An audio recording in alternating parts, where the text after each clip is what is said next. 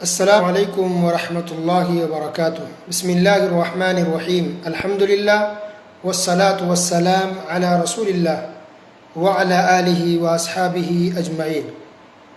محترم سامعین کرام، آپ سن رہے ہیں بدعت کی حقیقت پارٹ نمبر 7۔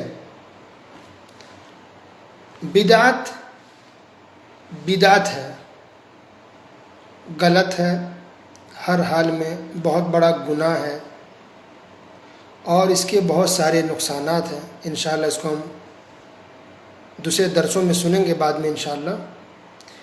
آج ہم یہ جاننے کی کوشش کریں گے کہ کیا کوئی بدعت اچھی بھی ہو سکتی ہے، جس کو کہتے ہیں بدعت حسنہ، کیونکہ بہت سے لوگوں نے یہ مشہور کر رکھا ہے کہ بدعت دو طرح کی ہوتی ہے، یعنی بدعت کی دو قسمیں ہیں، بدعت حسنہ اور بدعت سیئہ، سین سے سیئہ۔ بدعت حسنہ یعنی اچھی بدعت، بدعت سیئہ یعنی بری بدعت۔ تو ہم لوگوں کو بری بدعت سے بچنی چاہیے۔ اگر کوئی بدعت اچھی بدعت ہے، بدعت حسنہ ہے، تو کوئی حرج اور کوئی مشکل کی بات نہیں ہے۔ ایسا کچھ مسلمانوں نے مشہور کر دیا ہے اور اسی لیے بہت سے مسلمان بدعت کا کام کر رہے ہیں، کیونکہ وہ اس کو بدعت حسنہ سمجھ رہے ہیں۔ تو کیا قرآن و حدیث کی روشنی میں ایسا کچھ ہے کہ بدعت بھی اچھی بدعت ہوتی ہو؟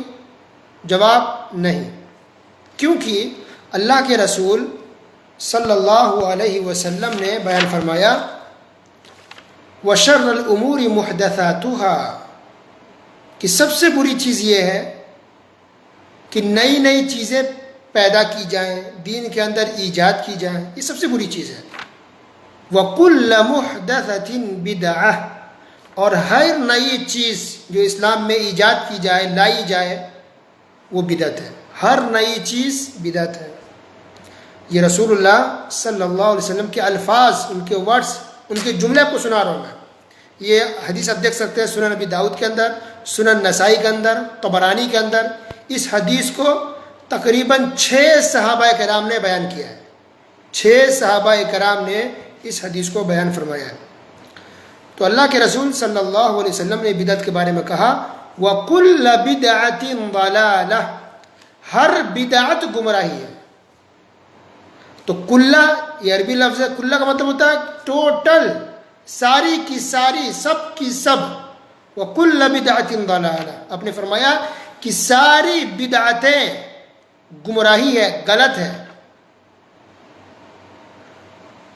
تو آپ نے سنا ہوگا کچھ لوگوں سے کہ وہ کہہ رہے کہ نہیں ہے، بدعت حسنہ بھی ہے، بدعت سیئہ بھی ہے، اچھی بدعت بھی ہوتی ہے کچھ اور بری بدعت بھی ہوتی ہے۔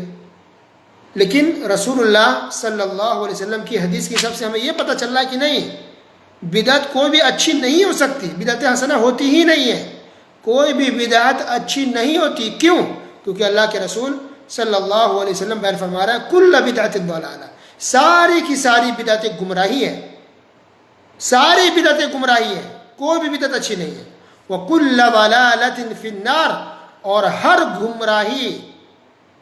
گمراہی جہنم میں لے جانے والی ہے۔ اللہ اکبر۔ تو نبی کریم صلی اللہ علیہ وسلم نے کسی بھی حدیث میں یہ نہیں کہا ہے کہ کچھ بدعتیں اچھی ہوگی کر لینا، کوئی مشکل نہیں ہے، اچھی نیت ہے، ثواب کی نیت سے کر رہے ہو، نیت صاف ہے، دل صاف ہے، کیا حرج؟ نہیں، نبی نے کسی بھی حدیث میں نہیں کہا کہ بدعت اچھی بھی ہو سکتی ہے۔ ساری بھی حدیثوں میں، جس حدیث میں بھی اس کا ذکر ہے، تو نبی نے یہ کہا کہ ساری بدعت گمراہی ہے، کسی بھی بدعت کو اچھا حدیث کے اندر نہیں کہا گیا ہے۔ تو مرفوع حدیث ہو گئی، نبی کریم صلی اللہ علیہ وسلم کا فرمان۔ آئیے صحابہ کرام اور کچھ علماء کرام کا بھی قول لے لیتے ہیں کہ انہوں نے کیا سمجھا اس حدیث کو، یا اس حدیث سے کیسا سمجھا۔ حذیفہ رضی اللہ تعالیٰ عنہ جو کہ مشہور صحابی ہیں، نبی کریم صلی اللہ علیہ وسلم کے رازدار بھی تھے، انہوں نے کہا کل عبادت لم يتعبدها اصحاب رسول اللہ صلی اللہ علیہ وسلم فلا تعبدوها، کہ ہر وہ عبادت جس کو نبی کریم صلی اللہ علیہ وسلم کے صحابہ نے نہیں کیا، نبی کے ساتھیوں نے نہیں کیا، تم بھی اس کو کبھی بھی مت کرنا۔ اگرچہ تم کو لگا کہ اچھی عبادت ہے، ٹھیک ہے، کرنا چاہیے، نہیں، صحابہ نے نہیں کیا ہے اس عمل کو، تو تم بھی کبھی بھی مت کرنا، کیونکہ وہ عبادت، وہ اچھی چیز ہو ہی نہیں سکتی۔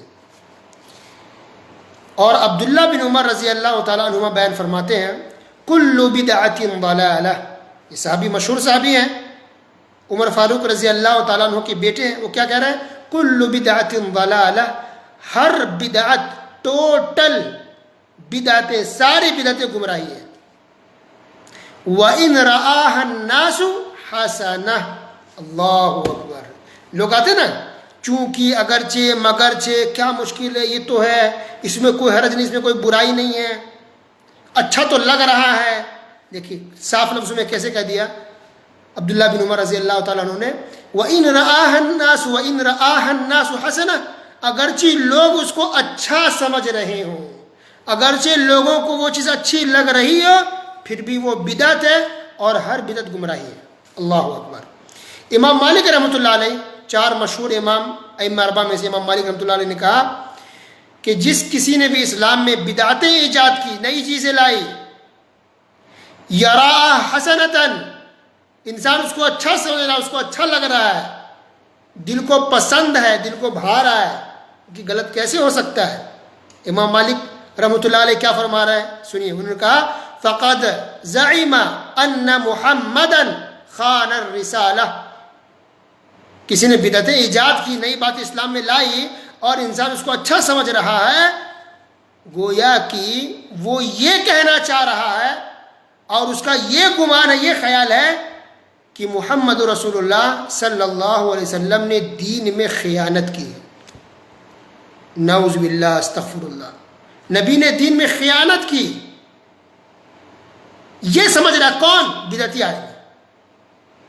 کیسے؟ کہ جب آپ نئی چیز کو لا رہے دین کے معاملے میں، نئی چیز، بدعت نئی چیز کو ہی کہتے ہیں، تو نئی چیز لا رہے، اس کا مطلب ہے کہ نبی نے نہیں بیان فرمایا، نبی نے کیا نہیں، نبی نے کہا نہیں، اسی کو بدعت کہتے ہیں نا، کہ نبی نے کیا نہیں، نبی نے کہا نہیں، آپ کوئی نئی چیز لا رہے ہیں، تو اس کا مطلب ہے کہ وہ نئی چیز جو آپ لا رہے ہیں، گویا کہ اللہ نے بتائی تو تھی نبی کو، نبی کے پاس تھی، لیکن نبی نے چھپا لیا، نہیں بتایا، اپنے پاس رکھ لیا، نعوذ باللہ۔ یہ کب ایسا لگتا ہے؟ یہ بدعتیوں کے بدعت کرنے سے ایسا گمان ہوتا ہے کہ آپ نئی چیز کیوں لا رہے ہیں، اس کا مطلب کہ آپ یہ کہنا چاہ رہے ہیں، نعوذ باللہ، استغفر اللہ، اللہ معاف کرے، گویا کہ بدعتی لوگ یہ کہنا چاہ رہے ہیں کہ یہ جو نئی چیز ہے نبی کے پاس تو تھی، پر نبی نے بتایا نہیں، ورنہ اگر بتا دیتے تو سنت ہو جاتی، نہیں بتایا، آپ کر رہے ہیں، اس کا مطلب یہ دعویٰ کر رہے ہیں دبے لفظوں میں کہ گویا نبی نے خیانت کی ہے، نعوذ باللہ، استغفر اللہ، گویا یہ برائی لازم آتی ہے، آٹومیٹک، خود بخود یہ بات نکل کے آتی ہے بدعت کرنے کی وجہ سے۔ یہ بات امام مالک رحمۃ اللہ علیہ نے وضاحت فرمائی ہے۔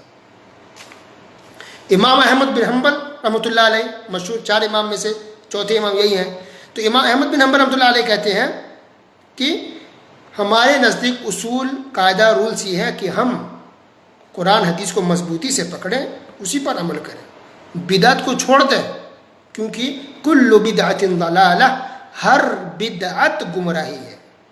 انہوں نے بھی کوئی تقسیم نہیں کی بدعت اچھی بھی ہے، بدعت بری بھی ہے، نہیں، کل بدعت ضلالہ، ساری بدعت گمراہی ہے، ساری بدعت غلط ہے، کوئی بدعت اچھی نہیں ہے۔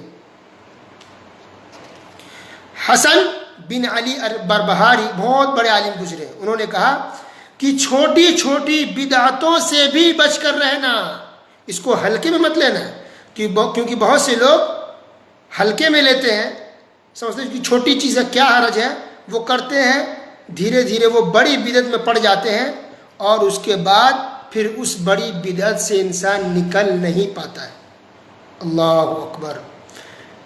حذیفہ رضی اللہ تعالیٰ عنہ، صحابی جن کا ابھی نام گزرا، انہوں نے ایک مثال سے بھی سمجھایا، کہا دو پتھر کو انہوں نے رکھ دیا، ایک کے اوپر ایک، دو پتھر کو اوپر نیچے کر کے رکھا، اور پھر اس وقت جو لوگ موجود تھے ان سے پوچھا کہ بتا ان دو پتھروں کے بیچ میں کوئی روشنی نظر آ رہی ہے، یعنی کچھ گیپ ہے؟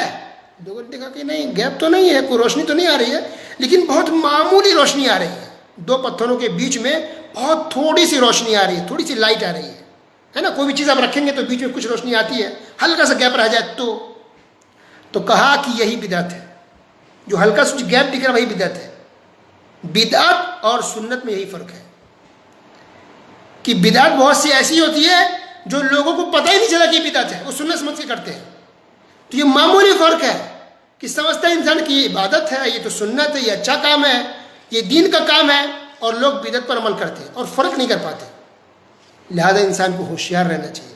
تو کس طرح سے سلف صالحین نے واضح کیا اور بدعت کو سمجھایا ہے کہ بدعت کتنی باریک چیز ہے.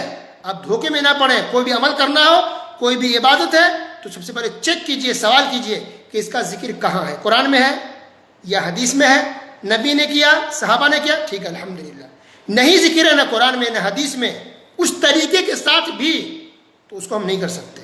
اللہ اکبر. ابو حنیفہ رحمۃ اللہ علیہ جب مکہ آئے تو ایک بہت بڑے عالم نے، اور ان کے استاد بھی ہو گئے وہ بعد میں، تو ان کے ابو حنیفہ رحمۃ اللہ علیہ کے استاد نے بہت بڑے عالم سے پوچھا کہ تم کون ہو؟ تو ابو حنیفہ رحمۃ اللہ علیہ نے کہا کہ میں ابو حنیفہ ہوں. پھر پوچھا کہ کہاں سے آئے ہو؟ تو کہا کوفہ سے آیا ہوں. پھر انہوں نے پوچھا کہ کوفہ کے اس گاؤں سے ہو، اس علاقے، اس ایریے سے ہو جہاں لوگوں نے بہت سارے گروپس بنا لیے ہیں، بہت ساری بدعتیں ایجاد کر لی ہیں. غور کیجیے، بہت سے گروپ بنا لیے ہیں اور بہت سی بدعتیں ایجاد کر لی ہیں. تم اسی ایریے سے ہو؟ کہا کہ ہاں. پھر انہوں نے پوچھا کہ تم اس میں سے کس گروپ میں سے ہو؟ تو کہا کہ میں اس گروپ، اس جماعت میں سے ہوں لا یسب السلف، جو سلف صالحین کو برا بھلا نہیں کہتے، گالیاں نہیں دیتے. اللہ اکبر. لا یسب السلف، یعنی آج کچھ لوگ ایسے ہیں جو سلفی نام سے اور سلف کے نام سے چڑ جاتے ہیں. کہتے ہیں سلفی، سلف، یہ سلف کیوں کہتے ہو؟ سلف کے طریقے پر چڑ جاتے ہیں. اللہ اکبر. تو ان لوگوں کو بیچاروں کو یہ بھی معلوم نہیں ہے کہ ابو حنیفہ رحمۃ اللہ علیہ نے خود اپنی زبان سے لفظ سلف استعمال کیا ہے. کہا لا یسب السلف، میں ان جماعت میں سے ہوں جو سلف صالحین کو، سلف کو گالی نہیں دیتے. تو خیر یہ الگ موضوع ہے کہ لفظ سلف کا بھی استعمال بہت پہلے سے آ رہا ہے، یہ پہلی بار آج استعمال نہیں ہو رہا ہے. سلف صالحین، سلف، سلفی لفظ یہ بہت پہلے سے استعمال ہوتا آ رہا ہے. تو بہرحال ایک بات اس سے یہ بھی پتہ چل رہا ہے اس واقعے سے کہ گویا کہ ابو حنیفہ رحمۃ اللہ علیہ کے زمانے میں بھی بہت ساری بدعتیں تھیں، ان کے علاقے میں بھی بہت ساری بدعتیں تھیں. اللہ اکبر.